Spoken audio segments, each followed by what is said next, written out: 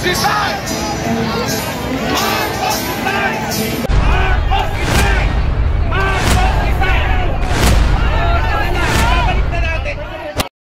To the great people of the Philippines, corrupt politicians are robbing your country. They steal your money, sell your future, and break your trust. But you have the power to stop it. Stand up, be strong, demand justice, take your country back. The world is watching. Be brave. Fight for the Philippines. God bless you all. Manila. Manila kita na. Ano kita mo? Ay sa ako. Hindi naman ako pinawalan. Wag lang sa ayaw nila. Delikado. Parang sa dati. Sa dati kasi magandang nanay eh.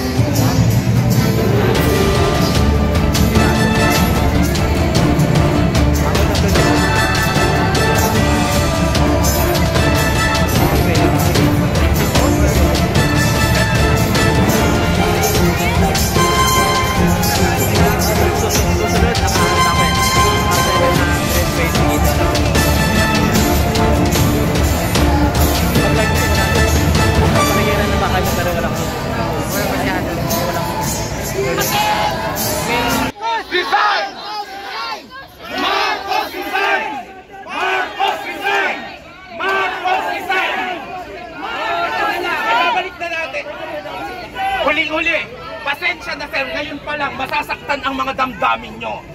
Ngayon pa lang, marami kayong maririnig na galit. Yun ang aming gagawin. Hindi namin kayo aawayin, hindi namin kayo sasaktan, para hindi nyo din kami saktan, kasi kami ang mga boss nyo. Kami ay mga boss na nagsasabi sa inyo na hindi na namin nagugustuhan ang trabaho ng gobyerno kung saan kabilang kayo. Kami ay mga boss nyo na nagkagalit na sa inyo dahil hindi na namin gusto ang kakulangan nyo ng aksyon sa mga nangyayari nito. Pero again, hayaan nyo kami maglabas ng aming saloobin. Yun lang.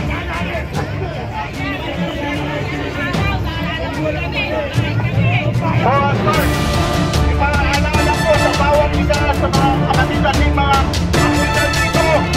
Ano po ba ang mga tungkulin? Ang tungkulin nyo ang pagkasahan ng pangkulan. Ordinaryong Pilipino, hindi na mga putang na nakatira sa loob ng kamahal subdivision na yan. Huwag nyo sasabihin sa amin na namamahilan sila.